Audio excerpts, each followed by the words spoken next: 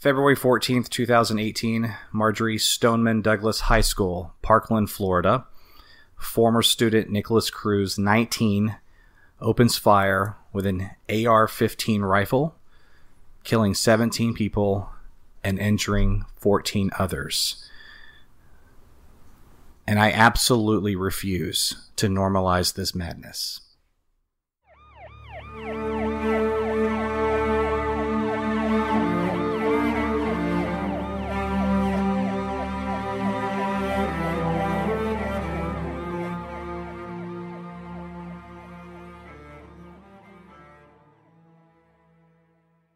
Welcome to the Left Shew Politics Podcast. I'm your host for this episode, Rick Shew. Have a great panel. I wouldn't necessarily call this a great discussion because it's a discussion that I don't like talking about, but it's an important one for us to discuss. And we're going to talk about guns, gun violence in America, and what we could possibly do about it. With me today is my co-host, Michael Malloy, my dear friend and professional educator in the Houston, Texas area, Rachel Ramey, and from New York, my good friend Eric Holzmann. How's everybody doing? Doing good, sir. Thanks for having us. Absolutely, guys. I appreciate everybody being on. It's a tough show. And, I want to say this at the very beginning, at the top of this as well, is that I've been talking about wanting to do a show regarding gun violence in America, and I wanted to bring people on with opposing views and really have a conversation. And I've gone public with that on Twitter and Facebook and everything, and I've had some people that have responded and have graciously offered to come on, and we will do that show. But in the meantime, I'm not really prepared for that today. After this last shooting in Florida, I'm having a hard time communicating with people that seem to be Second Amendment toxic absolutists, and they don't want to include the gun in any of this. There's everything else except the gun. And so I want to get everybody's feelings on that. But before I do, I just want to also talk about something that's just happened in the last 5 months. We've had 3 of the deadliest mass shootings in U.S. history just in the last 5 months. We had Mandalay Bay in Vegas, and we had 58 people killed. Pulse nightclub, 2016, 49 people killed. Sandy Hook, go back and think about that horrific incident. A school shooting where there were 26 people killed. Go into 2007, Virginia Tech. These aren't all schools, by the way, obviously. And then, just a few months ago, there were 26 people killed at a church here in Texas with at the hands of a gunman. So, let me just take it to the panel right now. Rachel, let me start with you. When you heard about this shooting, this most recent one, other than just that stricken grief and that horror of knowing that there were innocent lives taken, what were some of your also initial thoughts? How did you feel about it? Anything you just want to share with the panel on that? Well, I'm, like you said, I'm a teacher, and this is my 21st year of teaching, and I've taught in a variety of different schools. I taught for a few years in upper middle class high school in a suburban area of Minneapolis. And that was during the time that Columbine happened. And I taught for 16 years in a suburban school with inner city-like students, Title I school, economically disadvantaged school, gangs, fights. And then now I'm teaching in the school district that I live in, that my son goes to school, upper middle class, small school district. Not a very diverse district at all. So I've kind of run the gamut with, every possible type of, school that I could teach in. And immediately when something like this happens, I mean, the teacher and the mom just comes right out in me. I have a 16-year-old son at a high school, and I'm teaching at a junior high. I teach 8th grade. And immediately you think, oh, what would I do? What would I do if that happened in the building that I'm in? What would I do if I found out that was happening at my son's school, 2 miles down the road from me? It's every teacher and parents' worst nightmare. And it seems like this nightmare is never ending. It's repeated over and over again. And what happens, people stop talking about it. It's in the news for a while. And then the people who are against doing anything about it hope and pray that something else happens in the news that kind of takes away what was happening at the schools, and it's forgotten about until it happens again. I feel like with this instance, maybe finally now that the students are standing up and are speaking out, I really feel like they're just messing with the wrong crowd now, that they're not going to give up. They're not going to be silenced. They are not bought by, lobbyists, and, they're not jaded by different political spectrums. They're mad, and I don't think they're going to be quiet about it. No, they're not going to be quiet about it, and they haven't. And it's quite remarkable watching these brave kids, and they are kids. Yes. But they are also 17-year-olds and 16-year-olds. And yes, they're kids. But listen, I was 16 and 17 once, and I don't feel like I'm just a radically different person than I was then. I mean, you are fundamentally becoming who you will always be for the rest of your life around that time. That's why being a teenager is so difficult. I mean, you're just you're all twisted emotionally. You're getting spun in a million different directions because you're forming who you will be for the rest of your life. Right. And I'm looking at these kids, and you know what? They just got the next, 5, 6, 7 years basically taken away from them. Absolutely. And they are 22, 23-year-olds now. And it happened to them in an instance when that maniac walked into their school, their home. One of the students said that. So this is my home, and this crazy monster with a gun came in my home and killed my family. Yeah. I feel like that they are, in essence, these kids are actually the adults in the room right now. Oh, I totally agree with you. and that's across. That's not just. And by the way, it's inevitable that we're going to talk about politics. It's inevitable that we'll obviously talk about this current president we have. But that's not the purpose of this episode, this show that we're doing today. I just want us to talk about how we feel, about how tired we are about the same old arguments, and what can possibly be done. But politics is inevitably going to get brought up. Mm-hmm. And here's the thing. It's not just Republicans. There's a lot of sorry-ass Democrats that are just as guilty as they are. 100%. And they are all children. And now the adults in the room are the kids. Eric, Michael, have you guys seen these kids speak in the last couple of days? Go ahead, Mike. Yeah. I mean, honestly, it's like even a little bit shocking. I mean, I guess maybe at my age, I'm not around high school kids all that much anymore, but I was just really surprised about how articulate they were, how informed they are, and, and how passionate they are. I mean, I'm also going to agree. I think that there is a good chance that, this thing does kind of carry forward. These kids are being brave, and, they didn't wait. They didn't wait just to mourn. I mean, hell, they were already marching in Washington, a couple of days later. It's pretty big. It's pretty big. And Eric, have you seen footage of these kids speak or listened to them? Yes, I have. It's very impressive to me because a lot of kids nowadays kind of get a lot of flack for being aloof sort of to this stuff. I guess the millennial thing, but to listen to these kids and how mature they're being about this after they've just been through such a terrible thing, it's been really impressive, and it makes me feel a little bit better about the future. It absolutely does. And, I just want to say this, too. I'll take this moment to say, because I'm going to try really hard not to curse on this episode, but, man, I've got so much visceral anger in me. This is why I couldn't bring somebody on, unfortunately, with an opposing view. But I will do that show because it's important to do. But these people that are going after these kids, man, these kids that are just paid for actors by George Soros, they're getting fed and pumped all this liberal propaganda. They're liars. I mean, it's awful. And it's not just like in the gutter. Remember like when this kind of stuff used to just be in the gutter, and now it is like in mainstream. And even Fox News will perpetuate these sort of conspiracy theories and everything. And so these kids have been under attack, and you know what? They don't care. It's making them stronger, and I think it's quite remarkable. And I was listing off a few of the shootings of the last few years, and I mentioned Virginia Tech. I've got a long list of mass shootings, and it's hard to even go through them all.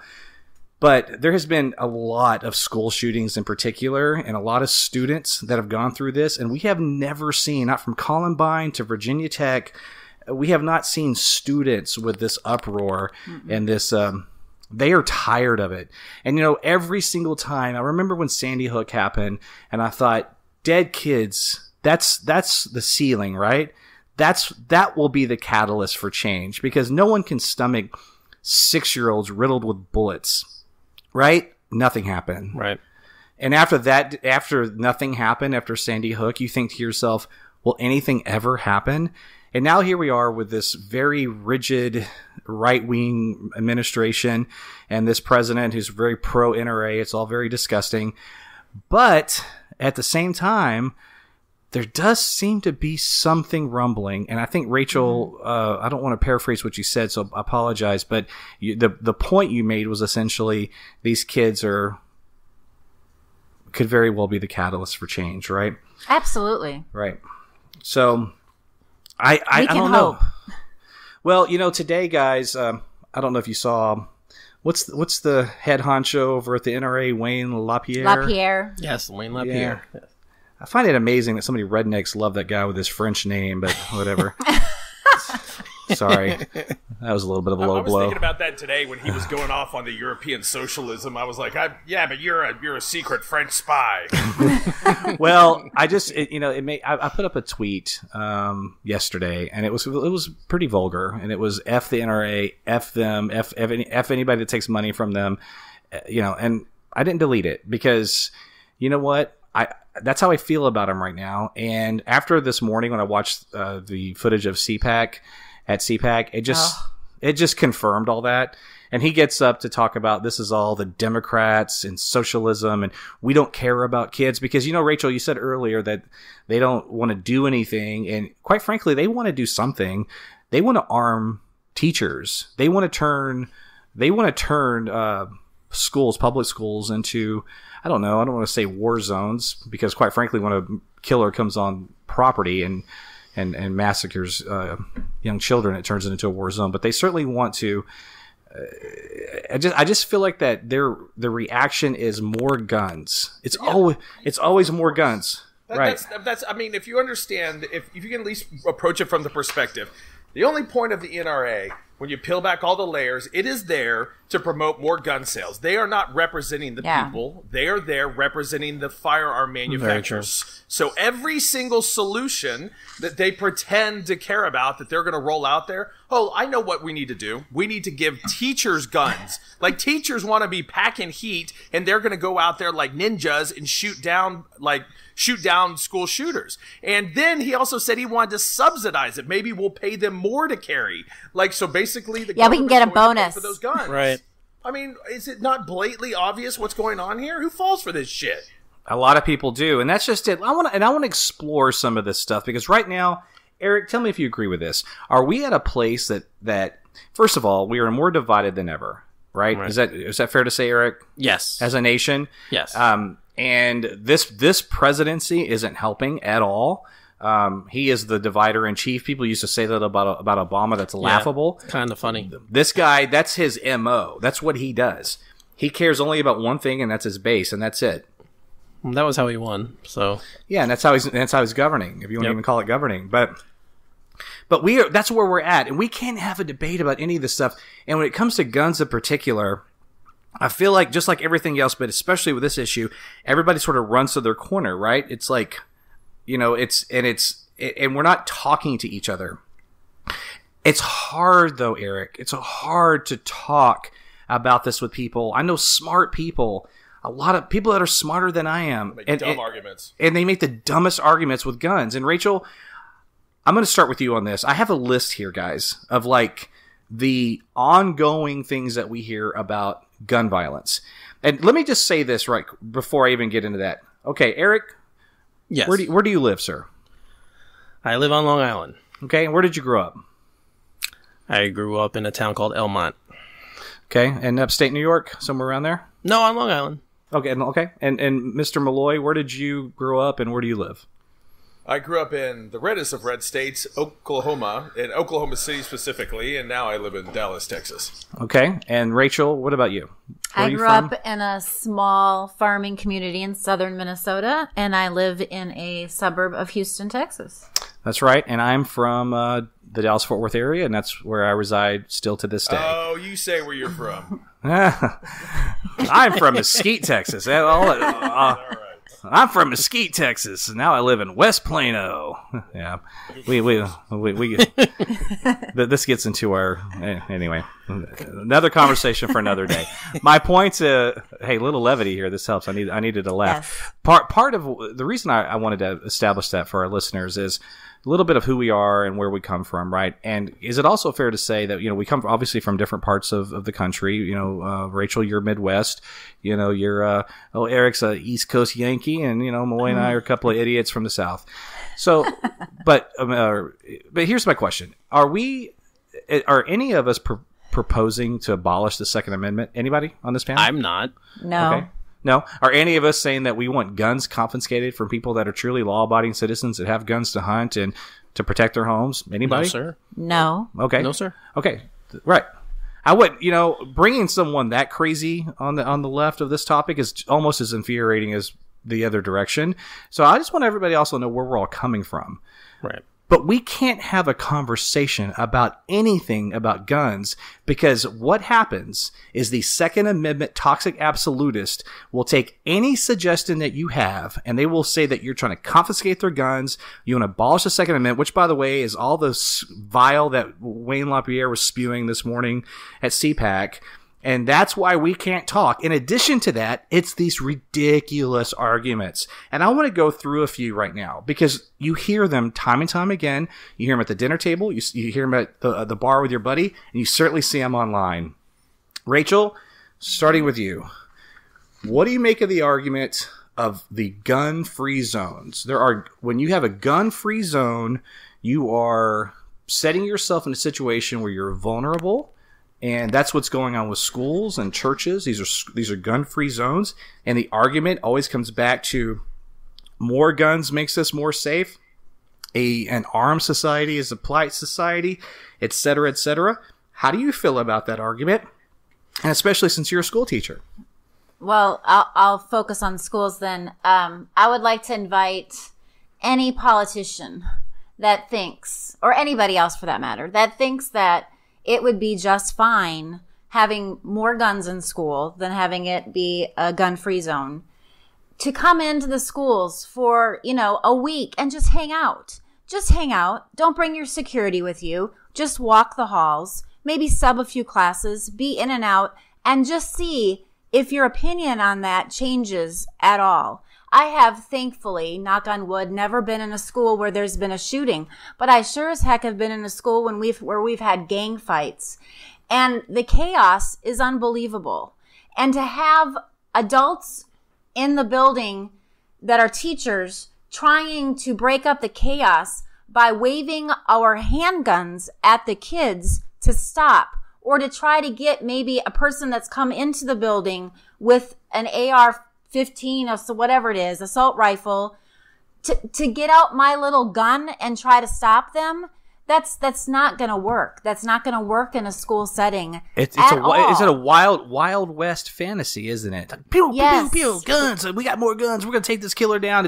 I'm not saying that we've never seen incidents where, there's been carjackings or people that have broken into homes and people have protected themselves with a gun. Right. I've seen it. And quite frankly, when I see someone that has broken in someone's house that may have tried to kill their kids or whatever, and they get shot, I celebrate that. I'm like, good for that individual. But we're talking about crisis situations, pandemonium, people coming in with like military grade artillery, and and you think that a school teacher with just a handgun is going to be able to go find that person through the chaos, take him down, no collateral damage, nothing. But meanwhile, I'm sorry, go ahead.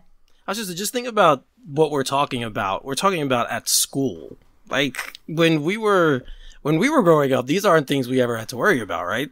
You would never think you would have to worry about someone coming to school and shooting it up and, killing a bunch of your friends. It just, when I think about that and where we are now, that's the part that makes me so sad, is that it's at school, a place where you're supposed to go to learn and feel safe. And it's just not the case anymore. It's not the case anymore.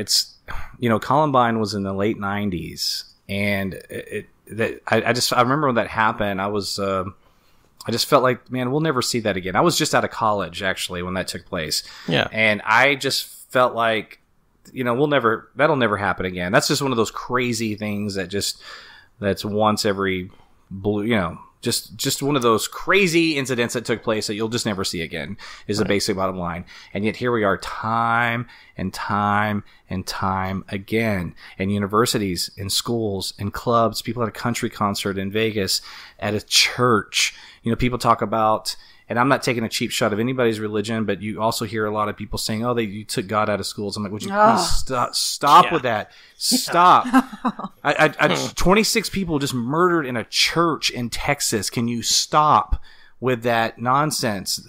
It's a tactic that they're using to once again blame the schools, come up with a quick solution. Here, the schools are going to take care of it. The teachers are going to be armed. Done. Moving on to the next thing. Exactly. I want real solutions. I don't want 700 club psychobabble. All right. So that's the gun-free zones. And, guys, here's the thing. Yes, you can protect your home with a gun. I have known incidents of people that lives were saved because they have a gun. I recognize that. I get it. I'm not anti-gun. I was raised by a cop. I grew up around guns my whole life. My dad was captain of the SWAT team in the suburb of Dallas. Like, that's just how I grew up. I'm not anti-gun. I'm all for you owning a gun. I don't hunt, but I'll cook what you kill. I'm a red meat eater, and I'm right? I mean, that's me. Yeah. But I'm not judging you for that stuff. But my thing is that we're talking about, I don't want to get into the weeds of like certain types of weapons, because that just becomes this whole different conversation, and like the utter spin doctrine that takes place with that nonsense is not even worth really getting into anyway. But what we're talking about is some sensible laws that's going to prevent people from getting a gun, and also the type of weaponry that is available. Okay, Michael, let's continue to go down this list, because it's an interesting exercise here to read these things I typed and that you emailed me as well about these arguments that we constantly hear, right? And one of the things that we also hear is that, why the Second Amendment exists. And why it exists is because our fathers created it so that citizens could protect themselves from authoritarian government, that if one day they wanted to come and overthrow, that that we could protect ourselves from that abusive government, and and we could prevail. Right. The one thing protecting us from this abusive government is the fact that it's an armed citizenry. That tyranny is lurking around the corner at every moment. So speak about that, Michael, please. So, there's so many ways why that is absolutely irrational. I don't want to sound like too overly patriotic and say, well, the one thing that protects us is the Constitution. But the one thing that protects us, it is the Constitution. When you have a government that has B-2 bombers, that have the stealth bomber has full military and jets, and you have your AR-15 or whatever you think it is, you have 0% chance of defending yourself against them. They would wipe you out if that was indeed the case in this dystopian future. But if you deconstruct that even more, the reason why in the modern day, armed conflict, armed revolution absolutely does not work. Look at the Syrians. The Syrians rebelling against Bashar al-Assad. Assad doesn't have near the guns that we do, yet somehow he's been able to wipe out most of the Syrian population and turn them into ISIS, right? So the idea that if you really did have the United States military would turn all its weapons on the citizenry, you think you're going to win because of that? Bullshit. It is a fantasy. So how do you actually conduct or wage a good revolution that works? There's actually even recent examples of it. Look at what happened in Egypt. It's done by civil protest. It's about winning hearts and minds of your fellow citizens to no longer be behind the dystopian government. Everybody will die if you think you're going to shoot your way out of it. You do not protect us. You make us less safe, and it's not worth the 40,000 lives a year to be able to, for you to have that gun, you to have all those weapons. You're not protecting us. You're making us less safe.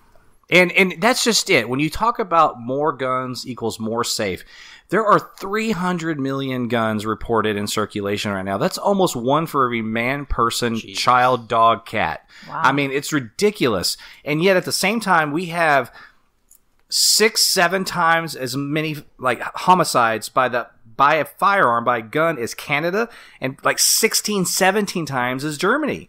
Why is that? Tell me. Why is it that we have this notion that more guns makes us more safe, yet by that rationale, we would be the safest freaking place in the world? I mean, when it comes to gun violence, and yet we're not even close.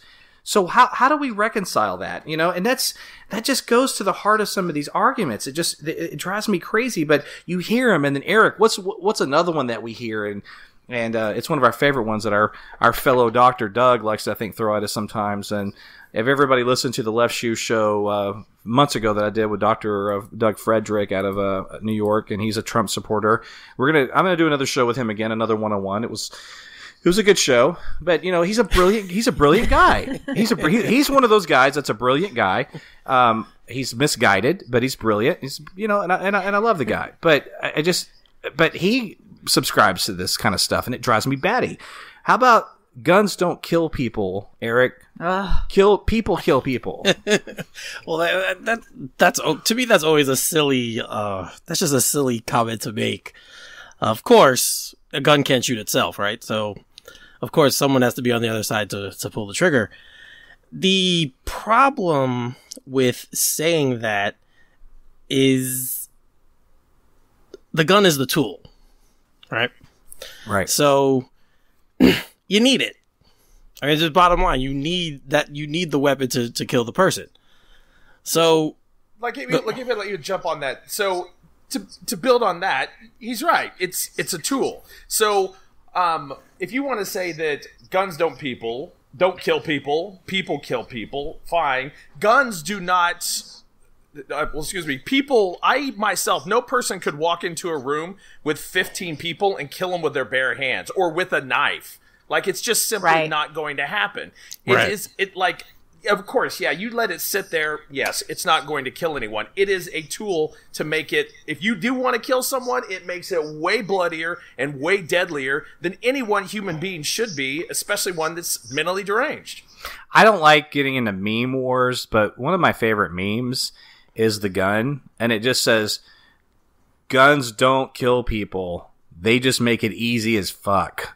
and you know, and that's the point, is that can you kill people with a knife? Of course you can. You can make anything a deadly weapon. I mean, people took box cutters and they turned an airplane into missiles on 9/11. Yeah. People in Europe last year, that maniac ran over all those people in Paris in his truck, and that was horrific. Sure, you can always die from something, but I always like to say this. When people bring that up, yeah, but you can die. You're going to ban this. You're going to ban swimming pools. You're going to ban, trampolines. You're going to ban cars. You're going to ban knives, et cetera, et cetera, et cetera. I'm like, first of all, no one's saying ban anything. I am maybe saying ban certain types of weapons, sure. Right. But also, it's one of those things where I just hit this brick wall with that logic, and I'm just like, look. If you went to a coalition of doctors that are working on curing cancer, would you say to them, yeah, but you know what? You can still die from a brain aneurysm, whatever, right? You can still die from Parkinson's, right, yeah. Whatever. Like, it's so insane. Like, of course you can still die. Of course you can still be killed. And of course you can still turn other things into weapons. But you're not turning a gun into a weapon. A gun is a weapon. It's its sole purpose. That's the difference, and the amount of damage it can do so quickly. A great deal of our 20,000 a year deaths in America with guns, a lot of them are suicides. And people like to bring that up. I'm like, I'll talk about that all day long. That's not a good thing. That's not something that we should shrug our shoulders against about. Listen, if you're someone on the brink of just insanity and you're having a moment and you're sitting there, I mean, how many people that committed suicide, I know this is just kind of a crazy hypothetical, but just would take that action back if they had just another rational second to think about it, right? I mean, it's an impossible question to answer, but I can only assume just by virtue of like human nature that there would be so many. And once you put a bullet in your mouth, you're done. That's it. It's over. It's that quick. Mental health professionals will say that the gun is causing more suicides because generally that's happening for a lot of people when they're at a crisis moment. And then the easier path that you give them, the better. It is true. Somebody could hurl themselves off of a building. Statistically, suicide is less in areas where they have less guns and less access to them.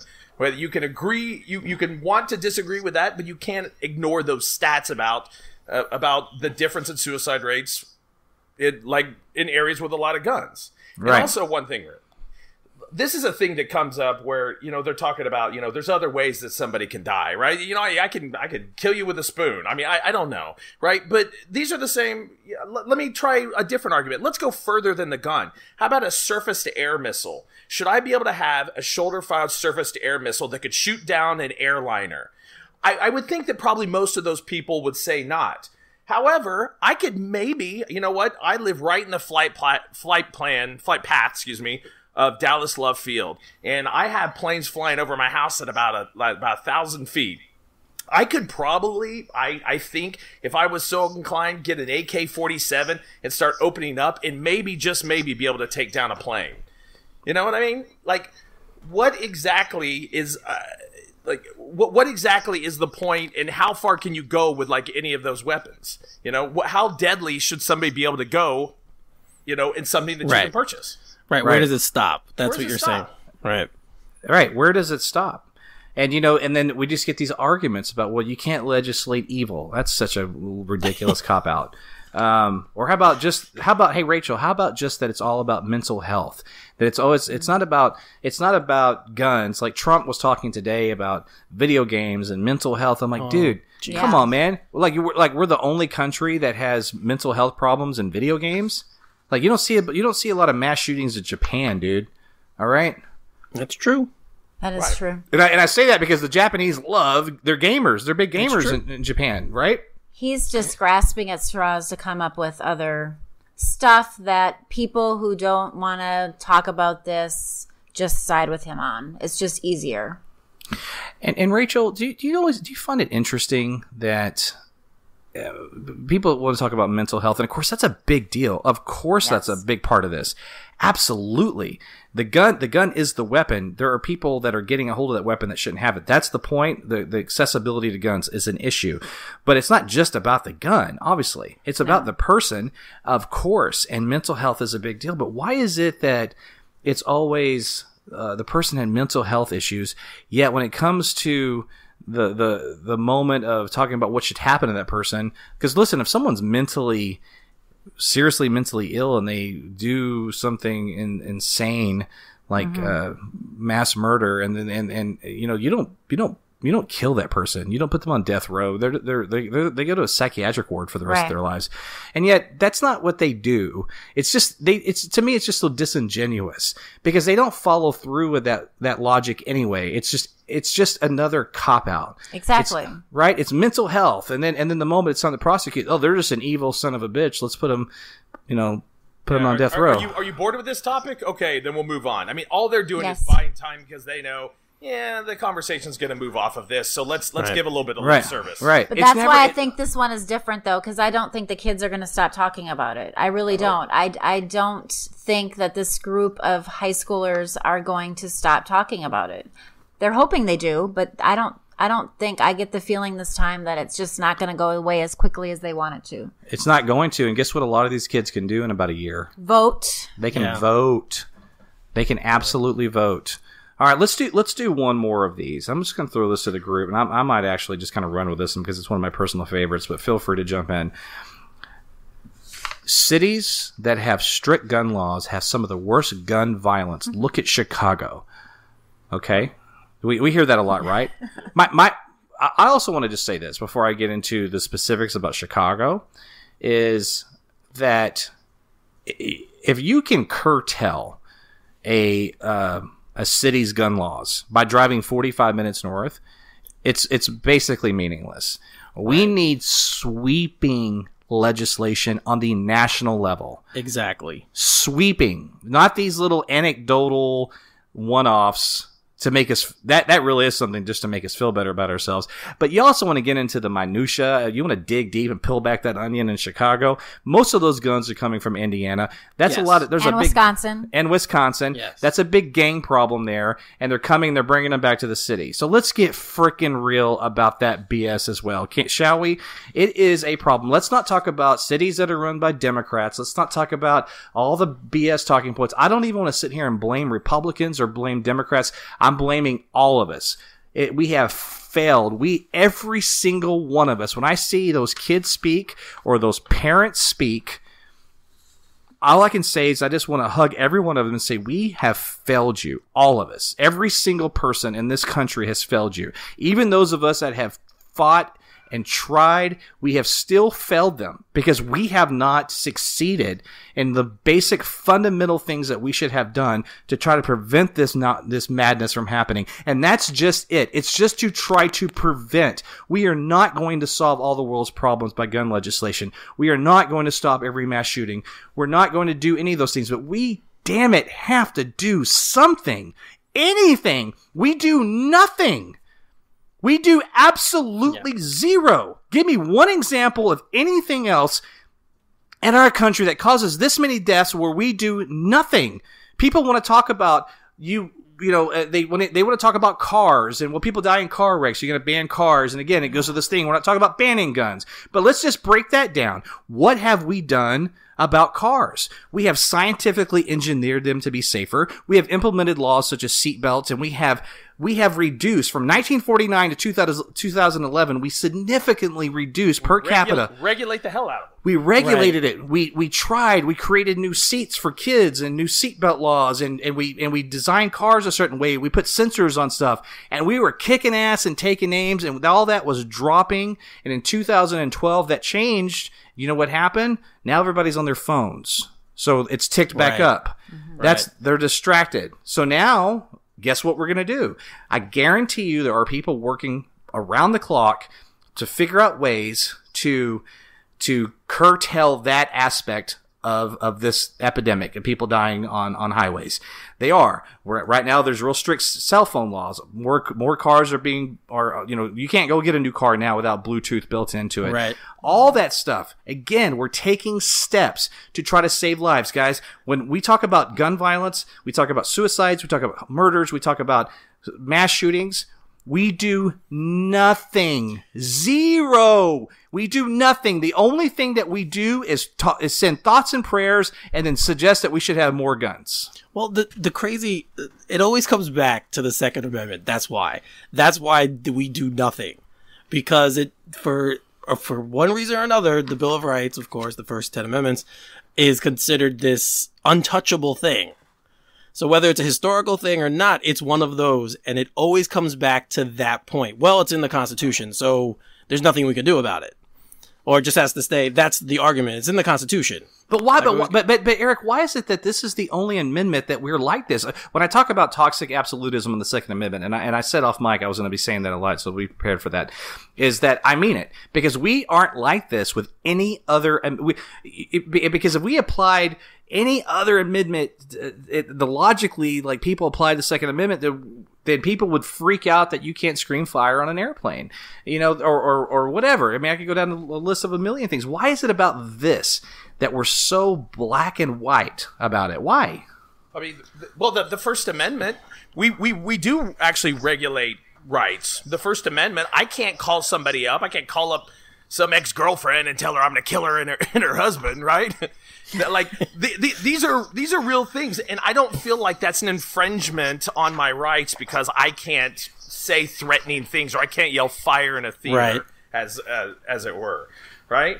So why is it we can't just have some regulation? It does not mean that it's going to go away. You can still have your guns. They regulated cars. They didn't get rid of cars. But I'll tell you what did happen. Here's like maybe a thing that you could point to it where they say follow the money, is that when like cars and roads are so heavily regulated, it has been a tremendous expense on automobile manufacturers. And trust me, they would rather not even have to deal with it. But it's been so positive for all of us. And like we're so much safer inside of cars. Now, why is the NRA on behalf of the gun manufacturers fighting all this? Because it would cost them money. It would cost them sales. They would have to develop things to make them safer. They don't need anything to stand in the way of all of their cash. My father is a lifelong conservative and a retired law enforcement officer.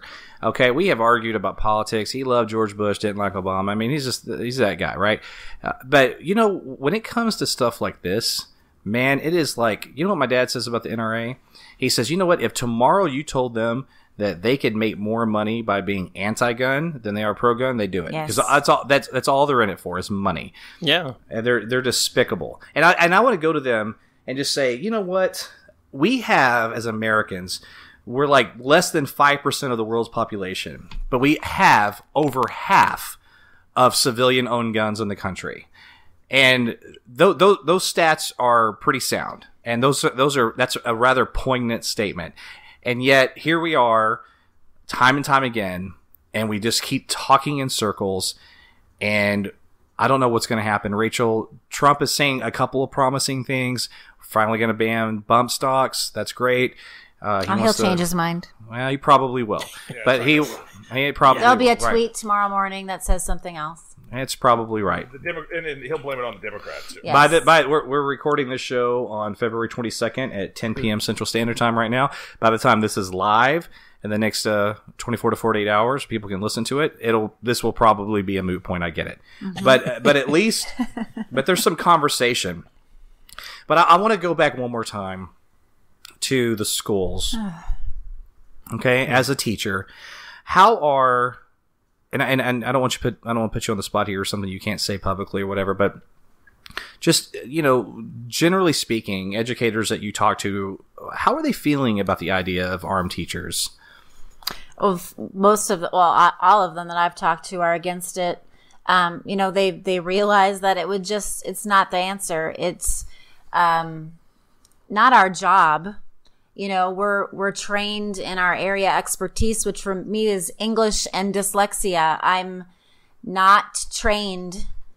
I've never shot a gun. I'm not trained in that area. It's not a safe place for the kids to be in classrooms where their teacher has a gun in their pocket or, you know, locked up in the filing cabinet, to have that on their minds. I wouldn't feel safe for my son to be at his high school knowing that his teachers, you know, have guns in their classrooms. Yeah, and what happens with when those teachers, like, sometimes teachers lose control also. Right. Yes. Get angry and go off. Exactly. Yes. They're in it too.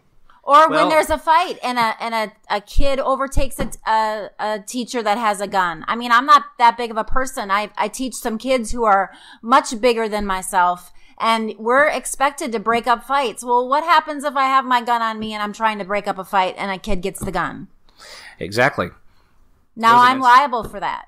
And don't think for a second, my dad, as a police officer, had tried to take his gun away from him as it's on his holster, wearing a badge, and he was a bad MFer in his youth too. He could fight, jiu-jitsu, and I still to this day wouldn't mess with my pop.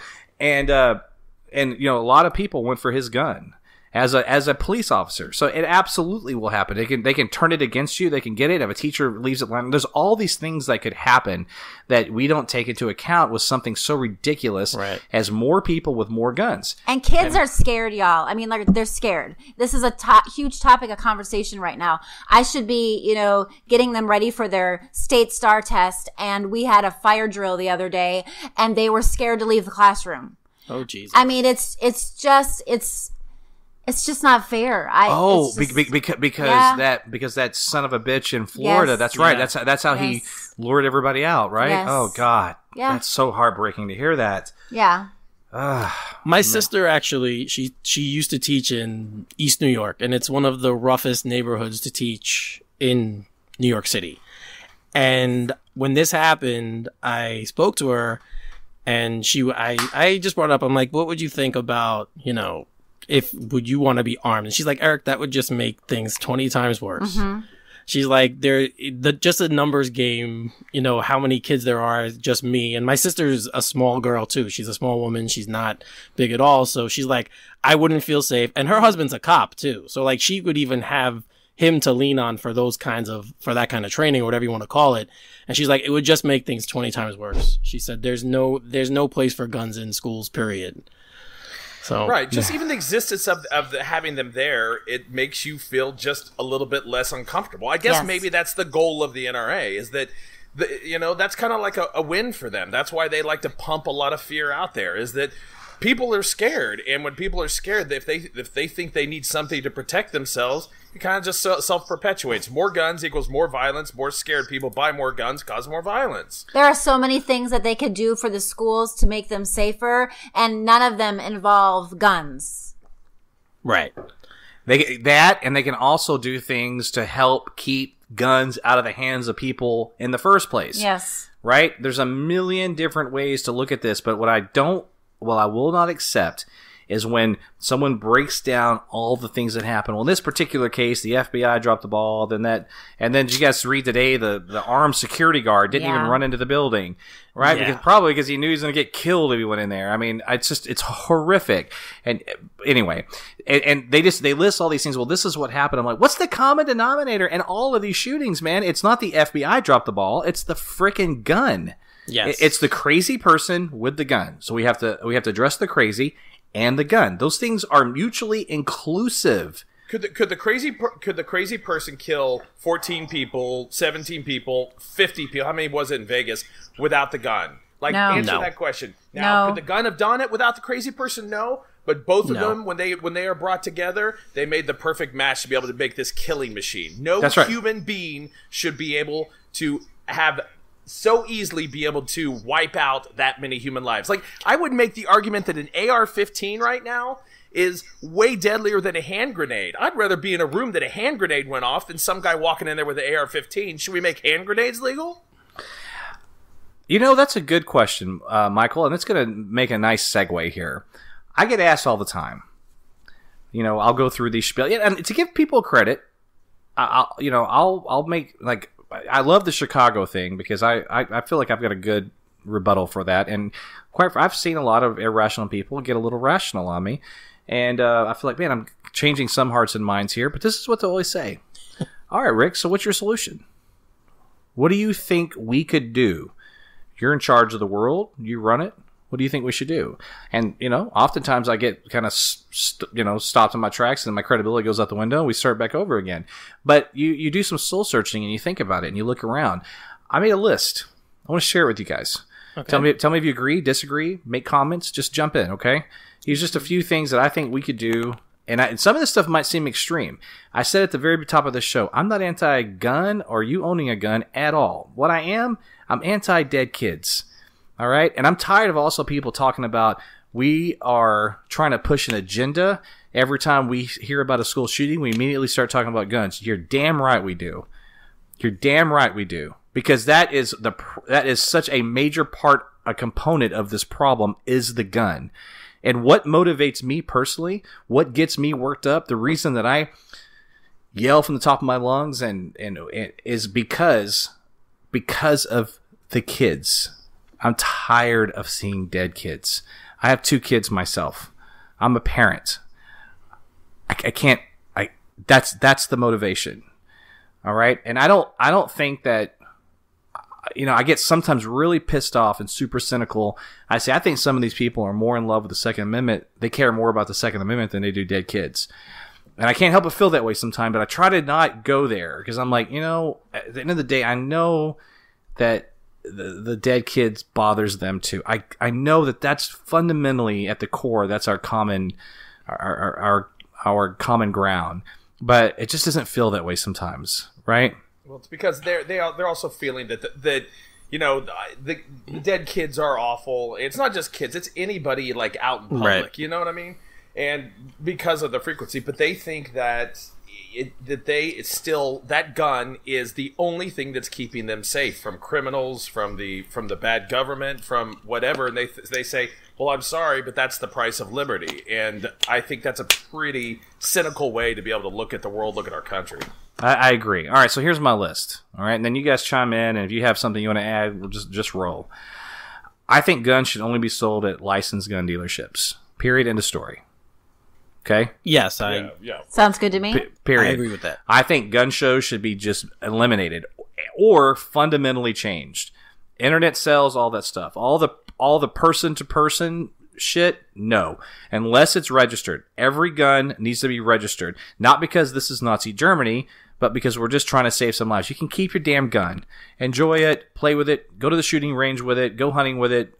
More power to you. And when you register it, by the way, too, what that means is that when criminals are caught with firearms, it's way easier for the government to track down who are the people who are illegally supplying criminals with guns, right? It actually could improve your position out there because it would put less guns in the hands of criminals. Exactly. I want it to be just like a car. And somebody says, yeah, but a car is not, that's not in the Bill of Rights. And I'm like, I don't care about your toxic absolutism.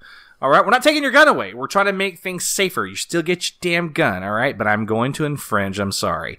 All right, so no person-to-person sales. Just like a gun, everything's registered. I can't go... You can person-to-person it. You just have to go through some sort of intermediary that checks the identity and makes sure that you're doing a clean transaction. And that's what I'm saying. And that's what I was about to say. It's just like if I have a car, right. I can't just sell it to Rachel without transferring the title and all that stuff, right? And that's how guns need to be.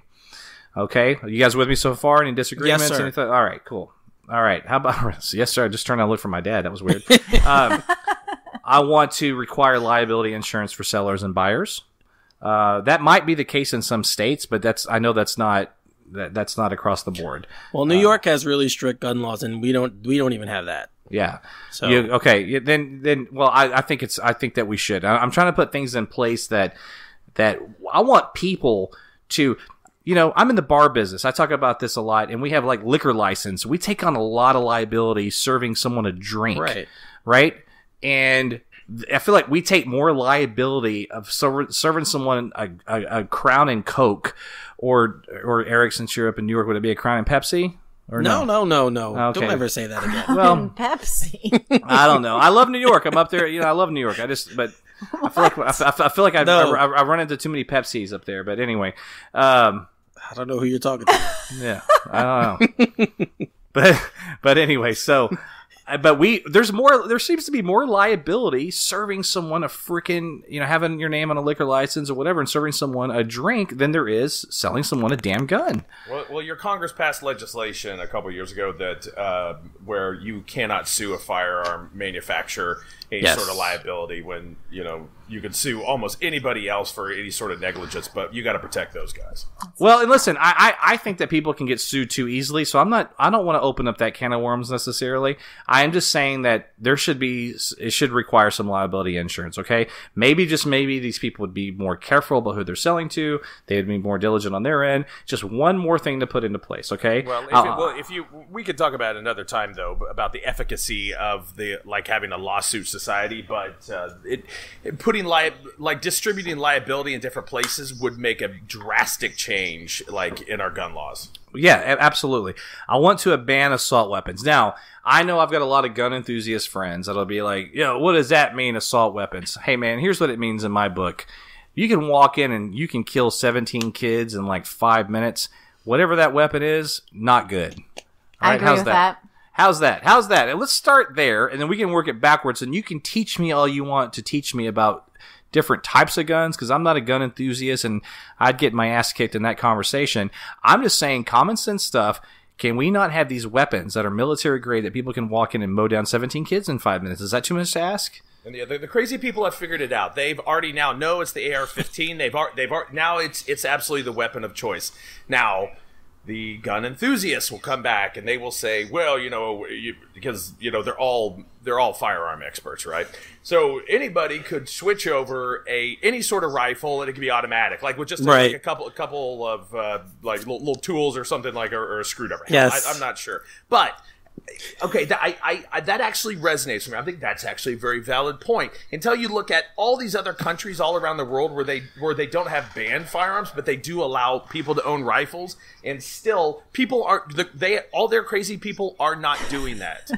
You know what I mean? Right. And those weapons are they're only weapons to kill people. You're not going to go with an AR-15 to hunt. Like, that doesn't happen. Oh, they will say that they hunt. But I mean, like, could you? Yeah, okay. I'm sure you could actually use it. But if you had to sacrifice one thing, you could keep your rifle. You just can't have an AR-15. But you still could you sacrifice just that one thing for the rest of us? Right.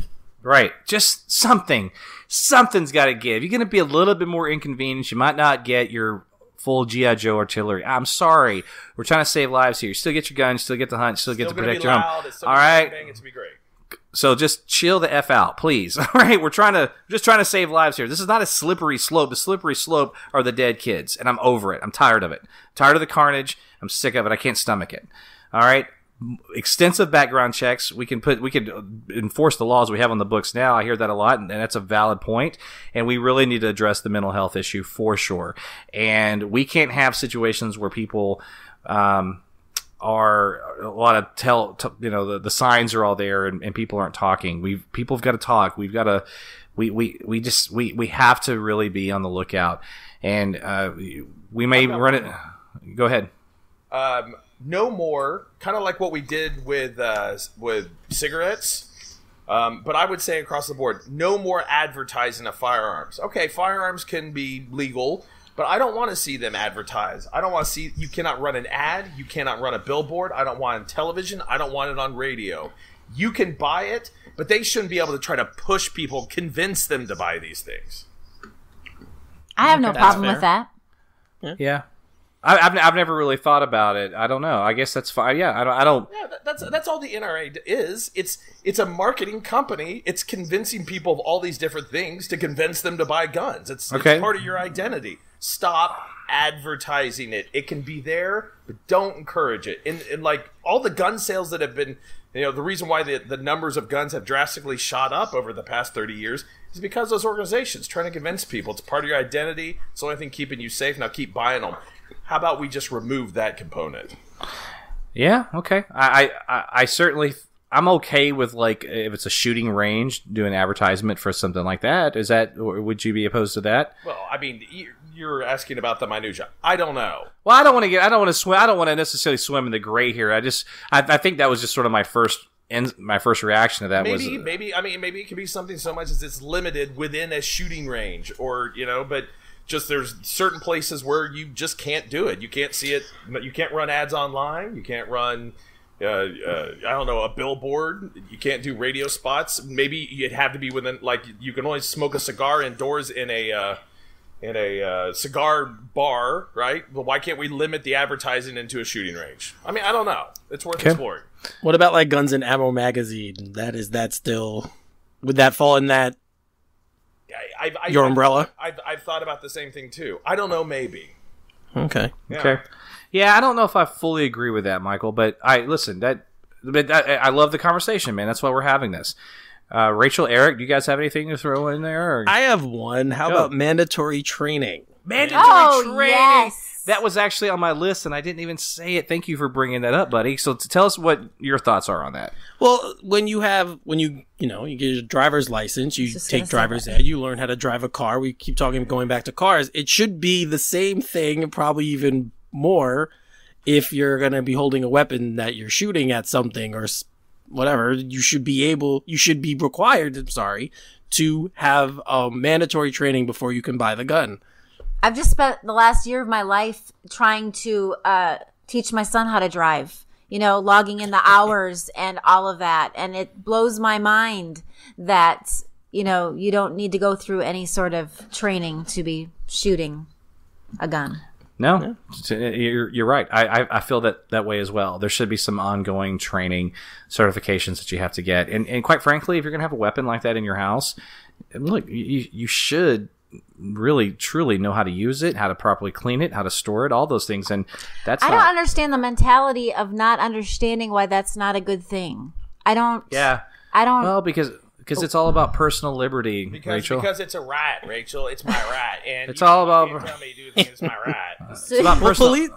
Police officers have to do it, right? And they don't do it just once, by the way. Right? They train constantly, and even like they train constantly. And even if one of them has a gun, one of them might be at a school shooting and not run into the building and be hiding outside. Right? Yeah. Are you crazy? I mean, how is this even a conversation? Yeah, that's true. The only people who can be really good at guns are civilians, right? But it's the police are the only ones that need to train all the time. What was the stat I saw today? It was like the NYPD, arguably one of the finest police departments in the nation. They just are, especially post 9/11. They're just the fire department too. They just kick ass and take names. And what was the? I should have it in front of me. I'm sorry, but I think they had like an 18% accuracy rate. With firearms, something like that. They've shot like a whole bunch of other bystanders in the background and everything. Like shooting a gun, like in anywhere where there's civilian population around, like other people get shot. It is hard, even for the best of the best. It is. And again, I'll restate this one more time. There have been incidents, I know, where there have people that have had a gun, that were the good guy with a gun, that killed the bad guy with a gun. I get it. And it's cool when it happens. I get it. We're talking about the odds, the statistics. We're talking about math here, okay? I'm trying to be rational and reasonable. We have too many guns in circulation. We have too easy access to guns. We are a demented gun culture. And this has to stop. We have to start taking steps to try to do something. And that's just it, guys, is that if we don't, we're going to be living in this. This is the new normal. And you know, if this was we're at an hour, so we need to wrap the show up here. But and I know I'm going to open up a big can of worms when I say this, but you know, I can't help it. If that guy in Florida was a Muslim, we would be responding differently to this right now. Right. Yes, without question. If he was a illegal Mexican immigrant, we would be responding differently to this right now.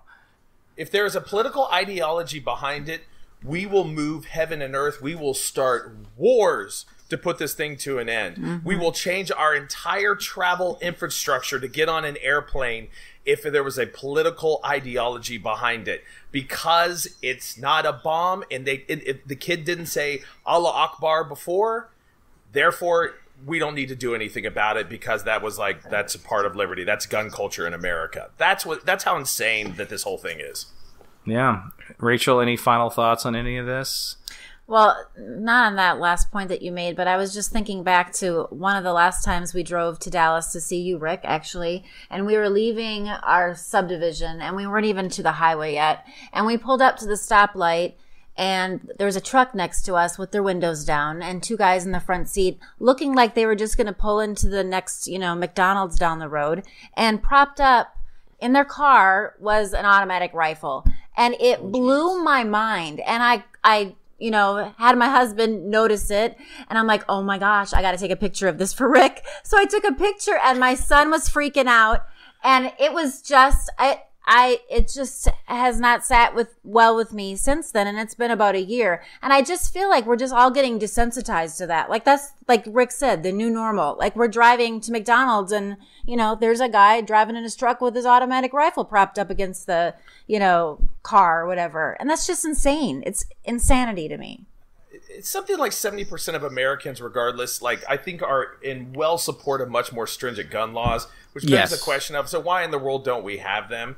It is because of all the money to the NRA. I would say if you're a conservative and you're listening to this and you are crazy, you just absolutely love guns, but you also want some gun control, stop giving money to the NRA. Yes. They're not looking out for all of us. All they're doing is just they're handcuffing your legislators from doing the right thing.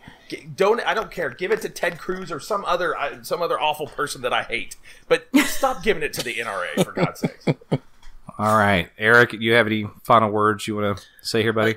For me, it's more of an overwhelming, like an overall thing. This happened again. This happened at a school, and I just keep going back to the fact that, these kids. This is just one. These kids are so exposed to so many more things now. This is just one more thing now that kids have to worry about when they're going to a place that they shouldn't have to worry about something like this. And I think it's on us as the adults to just force our politicians and really make it more of an issue that we do something, and we do make sweeping, as you said, sweeping changes on a national level. States have individual gun laws, and that's great, but we need something nationally done to address it so that everyone is under the same kind of law. As long as we have porous borders, where people can transport guns freely across borders, you have to do this thing nationally. I would look at it like this. Here's maybe my concluding thought on the matter, is that right now we are having this conversation on this Thursday evening, right? It's another mass shooting. So there is, they don't pass any laws, and even if they do pass laws, it's going to take some time to even get caught up to clean up the amount of guns that are out on the street. But let's just say right now, I don't know who that person is or what they're doing right now, but there are people that are going about their lives that probably sometime in the next 3 months are going to be dead. They are going to be dead and shot in a classroom or shot in a public place because of stupid American gun laws, because politicians would not act. Now, who the hell are they? I don't know, but maybe we'll call out their names next time, because right now there's somebody out there in this country, and they're in their last couple months of their lives because of our weak politicians. I just glanced down at my phone, and I will certainly not say this person's name. I won't even say the little girl's name, but a dear friend of mine just posted. She's here in the Dallas area, and she just posted this. And it's a picture of just this beautiful little girl. And it says, today I attended the memorial for we'll call her Rachel for this. Today I attended the memorial for Rachel, a victim of the Florida shooting. Her mom, Rachel, is a part of our company. I won't say the company's name. I've tried to come up with something insightful to say on here, but for tonight, I think I'll just ask everyone to keep their dear family in their prayers. And I'm looking at this picture, and I can feel the pain that's coming from my friend, because I know her very well, and I can just tell by the way she writes. I know her, what's the word? Like her vernacular, right? I know. Mm-hmm. I just. And I see this, and like, this is what it's all about right here, is trying to prevent something like this from happening again. And there's just this beautiful little girl just staring at me on my phone right now that is no longer with us because she was a victim in that shooting. And anyway, I'm going to turn my phone over here, and we're going to try to conclude the show on a professional level, but that was hard, and that's what it's about. So listen, guys, if you're listening and you're a gun rights activist and all that stuff, look, I hope maybe we can have a dialogue. I hope maybe there's some points in here that helped. And if anybody wants to do a show with me, Michael, or Jeremy, we're the guys that run the Left Shoe Politics site, and talk about guns, and you have an opposing view, I'm more than willing to do that. In fact, I welcome it. Just couldn't do it tonight. So if you're listening and you have some things you want to say, I'll put you on a podcast and we can talk about them. At the end of the day, we just hope that there are some changes that take place, and that we get away from our, as my friend Jason Kendall will say, our demented gun culture, because that's where we are in America right now. And my father, again, law enforcement, retiree, lifelong Republican conservative, would tell you right now that the thing that's also killing cops on the streets is just too many damn guns and too many people with guns. So we can attack this from all different angles. We talk about Blue Lives Matter. I agree, they do. Talk about Black Lives Matter. You're damn right they do. We talk about these kids. These kids deserve to live and to become adults. And so all of that comes down to legislation that we could do to take action to reduce gun violence in this country, to protect everybody. And I guess I'll just leave it at that. So If you're listening to the show, we thank you very much. Left Shoe Politics. We're on Facebook. We're on Twitter. Please go to our YouTube channel and subscribe to the YouTube channel. My name is Rick Shew. Follow me on Twitter at Left Shoe Politic. Follow Michael, Jeremy, and I on Twitter at Left Shoe Politic. My personal Twitter handle, if you want to follow me there, is at Shew Rick. Anybody want to plug anything real quick or anything? Or Eric, where can people find you on Twitter? At Final E33. It's FINALE33.